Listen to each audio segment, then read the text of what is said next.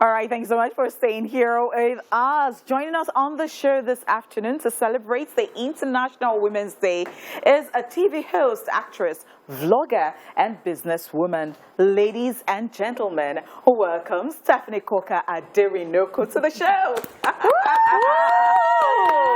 She was so particular about me not murdering our surname, and I'm like, oh, I got you. Don't worry. Thank you.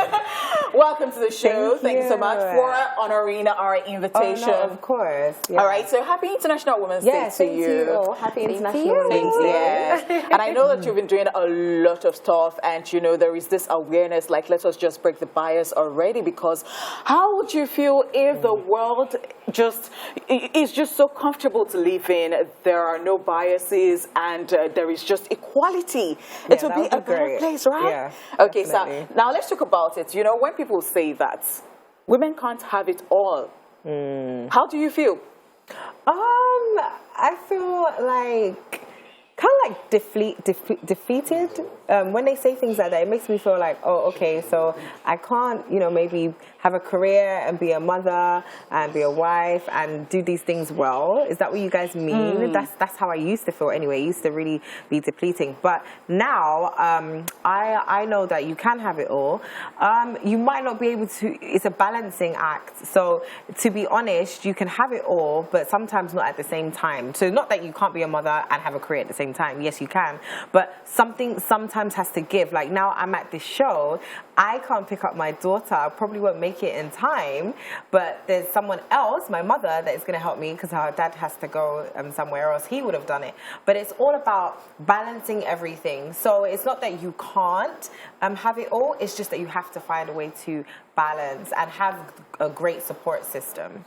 Yeah, So, amazing, amazing. All right, so there's an old saying that says "catch them young," right? And I feel like that's something you're doing because you have a book, Ariana the Talking Drum, and I feel like that's you playing your own part in making the girl child grow up to be this person. So why did you decide to write that book? I thought it was very important for young children to learn the importance of contentment. You know, a lot of adults, some of the issues that we're having in society is due to a lack of contentment. A lot of people want what other people have. There's things happening with like ritual killings and things like that. And it's because they're seeing things on social media. They're seeing the way people are spending money, but they're not content with their own lives.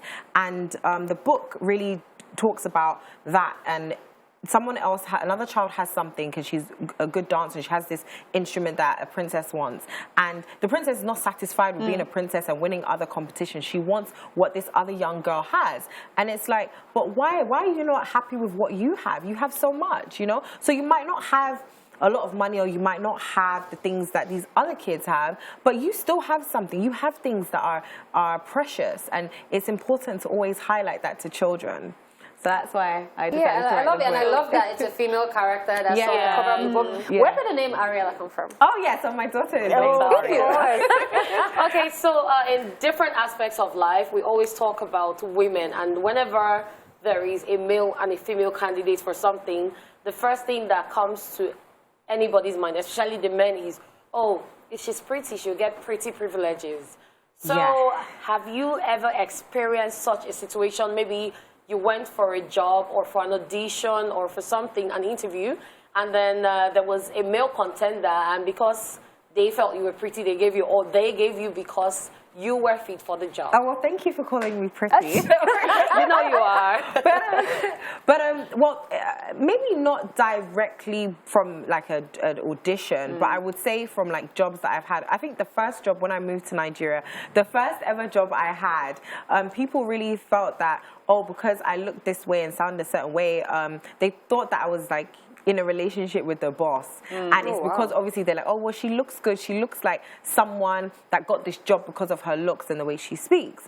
And that really was painful because it was like, no, can you not look beyond me being a woman? And, they think that women, they have this privilege, not only just being pretty, but, you can talk to men, you can persuade men with your being, your aura and all that. And it's like, no, how about I'm just intelligent, I'm good at my craft, I'm talented. Why don't you see that before you see these other things, like me just being attractive or whatever? I don't know.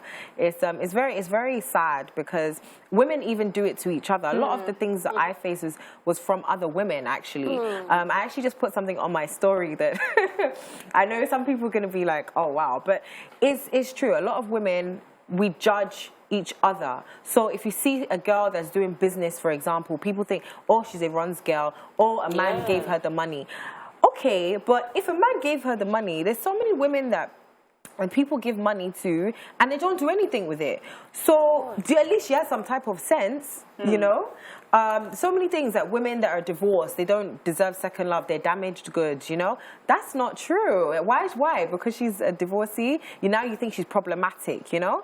Don't bring your friends around, your single friends around. Marry when you're married. Yeah, and it's not only because of that husband snatching thing, it's because people also think that women that are single are beneath them. That's one thing. The discrimination Yeah, right there. they think they're not as important as them because, you know, I'm a token. I've been given a ring. Somebody chose me. They haven't chosen you. That's how a lot of women that are married view single ladies. So and there are right. a lot of mindsets to actually that need to be reset. Yes, They do need to be. You need to break. Yes, that's why. Yeah. All right, so we're gonna go on a quick break. Stephanie definitely has a lot more to talk about because this was a lot. So make sure that you keep watching and don't go anywhere. For about 4 years. Wow. Wow, pretty amazing. Welcome back, guys. We still have the one and only Stephanie Koka Aderinoko in the building. Yes, and we just dug out your file from Kingdom Boys. And then she introduced herself in the second video. Yeah. So I love the fact that before the break, you actually mentioned that it's women that are doing women sometimes. Yeah. You had to work with Kemi Adetiba on set. Oh no, but that was amazing. That's like my big sister.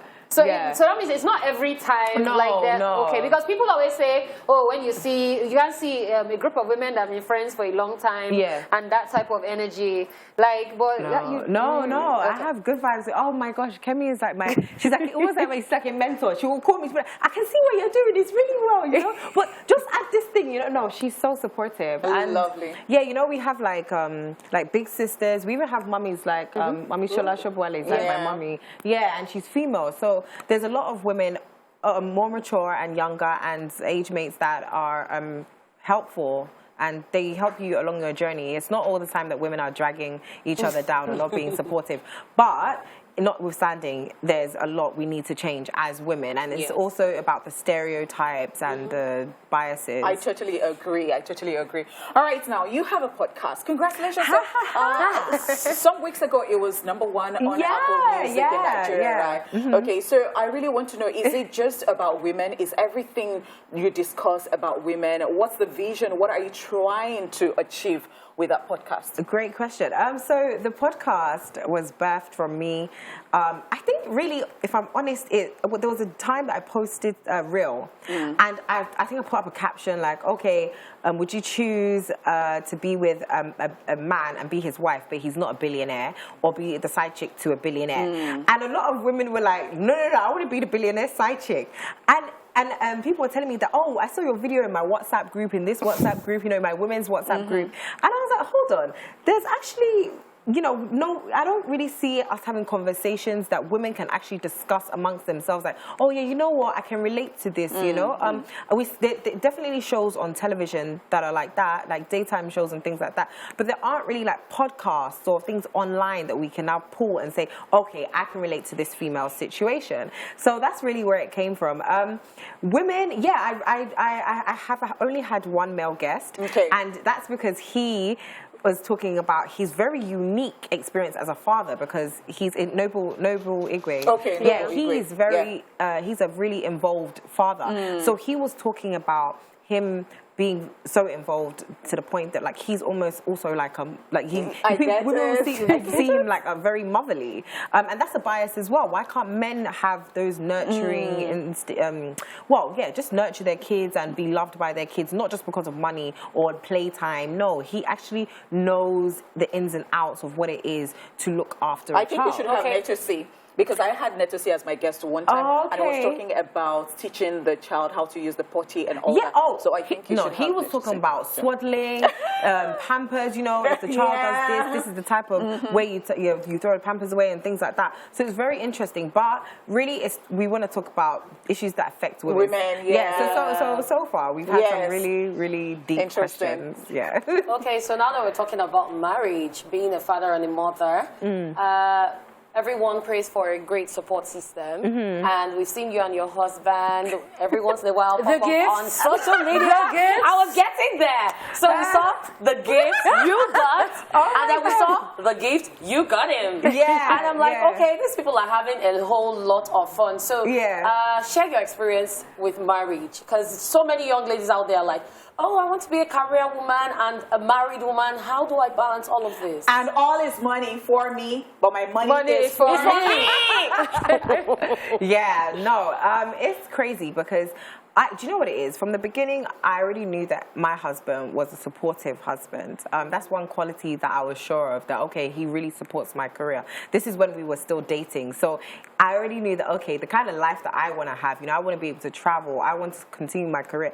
This man is in support of this dream, right? So it's very important to know the type of partner you are with, because some men are like, oh no, I really don't want that. I really want a wife that's going to be home 24/7. That's okay, but you need to know, is that man for you? Because don't start crying 10 years down the line when you're trying to be like a superstar and he's like, no, you need to stay at home. Don't now start getting it twisted. It's just like, yeah, he already told you what it was from the jump.